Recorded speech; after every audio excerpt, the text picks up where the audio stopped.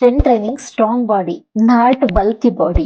Wait lift ಮಾಡೋದ್ರಿಂದ muscles grow ಆಗೋದಿಲ್ಲ, metabolism increase ಆಗುತ್ತೆ. ಎಕ್ಸ್ಪೆಷಲಿ ವುಮೆನ್ಸ್ಗೆ PCOD, thyroid, PCOS, hormonal imbalance ಇದ್ರೆ ಸ್ಟ್ರೆಂತ್ ಟ್ರೈನಿಂಗ್ ಮಾಡೋದ್ರಿಂದ ತುಂಬಾ ಯೂಸ್ಫುಲ್. ಸ್ಟ್ರೆಂತ್ ಟ್ರೈನಿಂಗ್ ಓನ್ಲಿ ಬಾಡಿಗೆ ಉಪಯೋಗ ಆಗೋದಿಲ್ಲ, ರೆಗ್ಯುಲರ್ ಸ್ಟ್ರೆಂತ್ ಟ್ರೈನಿಂಗ್ ಮಾಡೋದ್ರಿಂದ ಬಾಡಿ ಹೆಂಗಾಗಿರುತ್ತೆ. ಹಾಯ್ ಎವ್ರಿವನ್, ಎಲ್ಲರಿಗೂ ನಮಸ್ಕಾರ. Welcome back to my VK diaries. I am your fitness friend Kiran. Today topic ಏನು ಅಂದ್ರೆ ಸ್ಟ್ರೆಂತ್ ಟ್ರೈನಿಂಗ್ ಲೇಡೀಸ್ ಏನಕ್ ಮಾಡ್ಬೇಕು? ಸ್ಟ್ರೆಂತ್ ಟ್ರೈನಿಂಗ್ ಮಾಡಿದ್ರೆ ಬಲ್ಕ್ ಆಗುತ್ತಾ? ಬಾಯ್ಸ್ ತರ ಕಾಣಿಸುತ್ತಾ? ನಿಮ್ಗೂ ಹೀಗೆ ತರ ಅನಿಸ್ತಿದ್ಯಾ? ನಿಮ್ಗೂ ಹೀಗೆ ಕನ್ಫ್ಯೂಷನ್ ಇದೆಯಾ? Most important topic, why strength training is super important for a women. ತುಂಬಾ ಜನ ಹೇಳ್ತಾರೆ ವೆಯ್ಟ್ ಲಿಫ್ಟ್ ಮಾಡಿದ್ರೆ ಬಲ್ಕ್ ಆಗುತ್ತೆ, ಬಾಯ್ಸ್ ತರ ಬಾಡಿ ಆಗುತ್ತೆ. ಇದು ಸತ್ಯನಾ? What that is total myth. Let's break it down. Strength training strong body, not bulky body. Women's body testosterone level ಕಡಿಮೆ ಇರೋದ್ರಿಂದ ಅದು ಮಸಲ್ಸ್ ಯೂಸ್ ಆಗಲ್ಲ, ಬಲ್ಕ್ ಆಗಲ್ಲ. ಸ್ಟ್ರೆಂತ್ ಟ್ರೈನಿಂಗ್ ಮಾಡೋದ್ರಿಂದ ಬಾಡಿ ಶೇಪ್ ಆಗುತ್ತೆ, ಫ್ಯಾಟ್ ಬರ್ನ್ ಆಗುತ್ತೆ, arms, leg, shoulder, core strength ಆಗುತ್ತೆ. Strength training ಮಾಡೋದ್ರಿಂದ increase metabolism and fat loss ಆಗುತ್ತೆ. ವೇಟ್ ಲಿಫ್ಟ್ ಮಾಡೋದ್ರಿಂದ ಮಸಲ್ಸ್ ಗ್ರೋ ಆಗೋದಿಲ್ಲ, ಮೆಟಬಾಲಿಸಮ್ ಇನ್ಕ್ರೀಸ್ ಆಗುತ್ತೆ. ಮೀನ್ಸ್ ನಿಮ್ಮ ಬಾಡಿ 24 ಅವರ್ಸ್ ಕ್ಯಾಲರೀಸ್ ನ ಬರ್ನ್ ಮಾಡುತ್ತೆ. After workout faster fat loss ಆಗುತ್ತೆ. ಸ್ಟ್ರೆಂತ್ ಟ್ರೈನಿಂಗ್ ಓನ್ಲಿ ಬಾಡಿಗೆ ಉಪಯೋಗ ಆಗೋದಿಲ್ಲ, ಮೈಂಡ್ ಸಹ ಸ್ಟ್ರಾಂಗ್ ಆಗುತ್ತೆ. ವರ್ಕೌಟ್ ನಿಮ್ಗೆ ಸ್ಟ್ರೆಸ್ ಸಹ ಕಡಿಮೆ ಆಗುತ್ತೆ, ಮೂಡ್ ಅಪ್ಲಿಫ್ಟ್ ಆಗುತ್ತೆ, ಕಾನ್ಫಿಡೆನ್ಸ್ ಲೆವೆಲ್ ಸಹ ಸೂಪರ್ ಆಗಿರುತ್ತೆ, ಮೈಂಡ್ ಎನಿ ಟೈಮ್ ಆಕ್ಟಿವ್ ಆಗಿರುತ್ತೆ. ಸ್ಟ್ರೆಂತ್ ಟ್ರೈನಿಂಗ್ ಮಾಡೋದ್ರಿಂದ ಸಹ as we age muscles mass ಸಹ ಕಡಿಮೆ ಆಗುತ್ತೆ.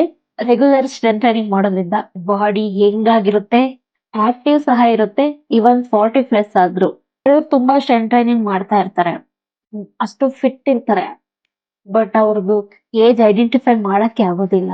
ಯಾಕೆ ಅಂದ್ರೆ ಅವರು ಸ್ಟ್ರೆಂತ್ ಟ್ರೈನಿಂಗ್ ಮಾಡೋದ್ರಲ್ಲಿ ಫುಡ್ ಅಲ್ಲೂ ಬ್ಯಾಲೆನ್ಸ್ ಮಾಡ್ತಾ ಇರ್ತಾರೆ. ಫುಡ್ ಬ್ಯಾಲೆನ್ಸ್ ಮಾಡ್ಕೊಂಡು ಸ್ಟ್ರೆಂತ್ ಟ್ರೈನಿಂಗ್ ಮಾಡ್ತಾ ಇಲ್ಲ, ವೇಸ್ಟ್.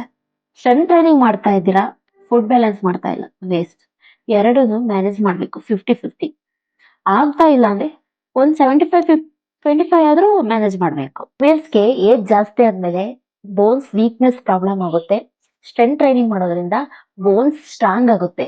ನಿಮ್ಗೆ ವರ್ಕೌಟ್ ಅಂದ್ರೆ ಏನು ಗೊತ್ತಿಲ್ಲ, ಸ್ಟ್ರೆಂತ್ ಟ್ರೈನಿಂಗ್ ಅಂದ್ರೆ ಏನು ಗೊತ್ತಿಲ್ಲ, ಯೋಗ ಅಂದ್ರೆ ಏನು ಗೊತ್ತಿಲ್ಲ, ಮನೇಲೆ ಸ್ಟಾರ್ಟ್ ಮಾಡ್ತಾ ಇದ್ದೀರಾ ಅಂತ ಅಂದ್ರೆ ಬಿಗಿನಿಯರ್ಸ್. ಸ್ಕ್ವಾಟ್ ಮಾಡಿ, ಪುಷ್ ಅಪ್ ಮಾಡಿ, ಪುಲ್ ಅಪ್ಸ್ ಮಾಡಿ, ಪ್ಲಾಂಕ್ಸ್ ಮಾಡಿ. ಡಂಬಲ್ಸ್ ಇದ್ರೆ ಡಂಬಲ್ಸ್ ಯೂಸ್ ಮಾಡಿ. ಡಂಬಲ್ಸ್ ಇಲ್ಲ ಅಂದ್ರೆ 1 litre water bottle, 2 litre water bottle ನ ಯೂಸ್ ಮಾಡಿ. ವೀಕ್ಲಿ 3 ಡೇಸ್ ಆದ್ರೂ ವರ್ಕೌಟ್ ಮಾಡಿ. ಡೈಲಿ ವಾರ್ಮ್ ಅಪ್ ಮಾಡಿ, ಸ್ಟ್ರೆಚಿಂಗ್ ಆದ್ರೂ ಮಾಡ್ತಾ ಇರಿ. ಇದು ಈಸಿ ವೇನಲ್ಲಿ ಮನೇಲೆ ಸ್ಟಾರ್ಟ್ ಮಾಡಿ. ಸ್ವಲ್ಪ ಸ್ವಲ್ಪ ಲಿಟಲ್ ಬಿಟಲ್ ವರ್ಕೌಟ್ಸ್ ಎಲ್ಲ ಯೂಟ್ಯೂಬ್ ಅಲ್ಲಿ ತುಂಬಾ ಸಿಗ್ತದೆ, ಇನ್ಸ್ಟಾಗ್ರಾಮ್ ಅಲ್ಲಿ ತುಂಬಾ ಸಿಗ್ತದೆ. ಈ ತರ ಮಾಡಿ, ಆ ತರ ಮಾಡಿ ಅಂತ ಎಲ್ಲ ಇರುತ್ತೆ. ಬಟ್ ರಾಂಗ್ ವೇನಲ್ಲಿ ಯಾವುದೇ ರೀತಿ ಫಸ್ಟ್ ಗೆ ಗೊತ್ತಿಲ್ಲರೂ ವರ್ಕೌಟ್ ಮಾಡಬೇಡಿ. ಫಸ್ಟ್ ಸ್ಟಾರ್ಟಿಂಗ್ ಅಲ್ಲಿ ಏನ್ ಬಾಡಿಗೆ ರಾಂಗ್ ನಾವು ಕೊಡ್ತೀವಿ ಅದು ಹಂಗೆ ಕ್ಯಾರಿ ಮಾಡುತ್ತೆ. ಪ್ಲೀಸ್, ಯಾರಾದ್ರೂ ನಿಮ್ಗೆ ತುಂಬಾ ನಾಲೆಜಬಲ್ ಇರೋ ವ್ಯಕ್ತಿ, ತುಂಬಾ ನೀವು ಬಿಲೀವ್ ಮಾಡೋಂತ ಟ್ರೈನರ್ಸ್ ನ ಹೋಗಿ ಕಾಂಟ್ಯಾಕ್ಟ್ ಮಾಡ್ಬಿಟ್ಟು ಅವ್ರ ಹತ್ರ ನೀವು ಟ್ರೈನ್ ಮಾಡಿಸ್ಕೊಳ್ಳಿ. ಇಲ್ಲ ಮನೆಗೆ ಬಂದು ಟ್ರೈನ್ ಮಾಡ್ತಾರೆ ಆಯ್ತಾ, ಇಲ್ಲ ಜಿಮ್ಮಿಗಾದ್ರೂ ಹೋಗಿ ಮನೆಗೆ ಬಂದು ಸಹ ಟ್ರೈನ್ ಮಾಡ್ತಾರೆ. ಹಂಗೂ ನಿಮಗೆ ಗೊತ್ತಿರೋರೇ ಟ್ರೈನರ್ಸ್ ಇದಾರೆ ಅಂದ್ರೆ ಆನ್ಲೈನ್ ಅಲ್ಲಿ ಆದ್ರೂ ಸಹ ಟ್ರೈನ್ ಮಾಡಿಸಿ.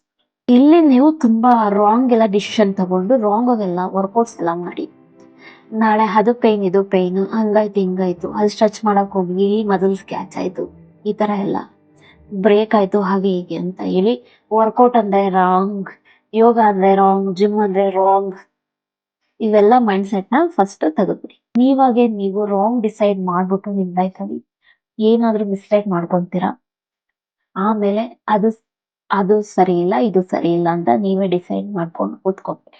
ಗರ್ಲ್ಸ್ ಯಾವುದೇ ಕಾರಣಕ್ಕೂ ಸ್ಟ್ರೆಂತ್ ಟ್ರೈನಿಂಗ್ ಮಾಡೋದಕ್ಕೆ ಭಯ ಪಡಬೇಡಿ, ಸ್ಟಾರ್ಟ್ ಮಾಡಿ. ಜಿಮ್ ಹೋಗ್ತಿರೋದಾದ್ರೆ 2 kg ಡಂಬಲ್ಸ್ ಇಂದ ಸ್ಟಾರ್ಟ್ ಮಾಡಿ, 5 kg ತಗೊಳ್ಳಿ, ಆಫ್ಟರ್ 7 months ತಗೊಳ್ಳಿ, ಆಫ್ಟರ್ 10 ಹೋಗಿ. ಯಾವುದೇ ಕಾರಣಕ್ಕೂ ಸ್ಟ್ರೆಂತ್ ಟ್ರೈನಿಂಗ್ ಮಾಡಿದ್ರೆ ಭಯ ಪಡ್ಕೊಬೇಡಿ. ಸ್ಟ್ರೆಂತ್ ಟ್ರೈನಿಂಗ್ ಮಾಡೋದ್ರಿಂದ ಬಾಡಿ ಹೆಲ್ತಿ ಆಗುತ್ತೆ, ಕಾನ್ಫಿಡೆಂಟ್ ಬೆಳೆಯುತ್ತೆ, ನಿಮ್ಗೆ ಬಾಡಿ ಸ್ಟ್ರಾಂಗ್ ಆಗುತ್ತೆ. ಇನ್ಸೈಡ್ ಅಲ್ದಲೆ ಔಟ್ಸೈಡ್ ಸಹ ನೀವು ತುಂಬಾ ಸ್ಟ್ರಾಂಗ್ ಇರ್ತೀರಾ. ಮೆಂಟಲಿ ಫಿಸಿಕಲಿ ಎರಡು ಸ್ಟ್ರಾಂಗ್ ಇರ್ತೀರಾ. ಸ್ಟಾರ್ಟ್ ಮಾಡಿ, ಸ್ಮಾಲ್ ಇಂದ ಸ್ಟಾರ್ಟ್ ಮಾಡಿ ಎಲ್ಲ. ಬಟ್ ರೆಗ್ಯುಲರ್ ಆಗಿ ಸ್ಟಾರ್ಟ್ ಮಾಡಿ. ಯಾವುದೇ ಕಾರಣಕ್ಕೂ 2 ಡೇಸ್ ಮಾಡದೆ ಡಿಮೋಟಿವೇಟ್ ಆದೆ, ಮತ್ತೆ ಸ್ಟಾರ್ಟ್ ಮಾಡದೆ ಡಿಮೋಟಿವೇಟ್ ಆದೆ, ಇದೆಲ್ಲ ಬಿಟ್ಬಿಟ್ಟು ಕಂಟಿನ್ಯೂಸ್ ಆಗಿ ರೆಗ್ಯುಲರ್ ಆಗಿ ಸ್ಟಾರ್ಟ್ ಮಾಡಿ. ನೀವು ರೆಗ್ಯುಲರ್ ಆಗಿ ಸ್ಟಾರ್ಟ್ ಮಾಡ್ತಾ ಮಾಡ್ತಾ ಮಾಡ್ತಾ ನಿಮ್ ಬಾಡಿಲಿ ನೀವು ಮ್ಯಾಜಿಕ್ ನೋಡ್ತೀರಾ.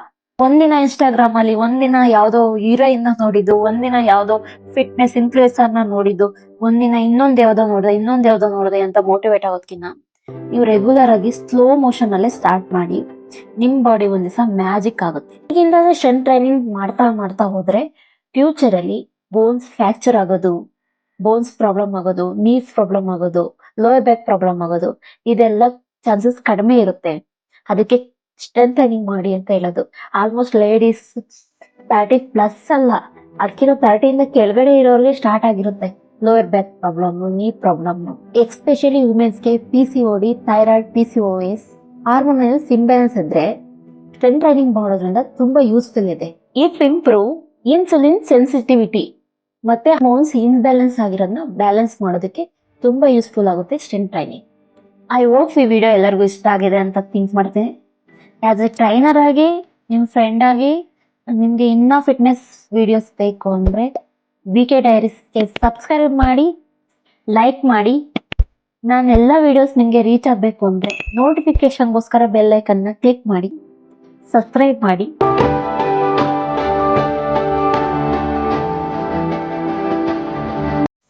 ಬಾಯ್ ಬಾಯ್.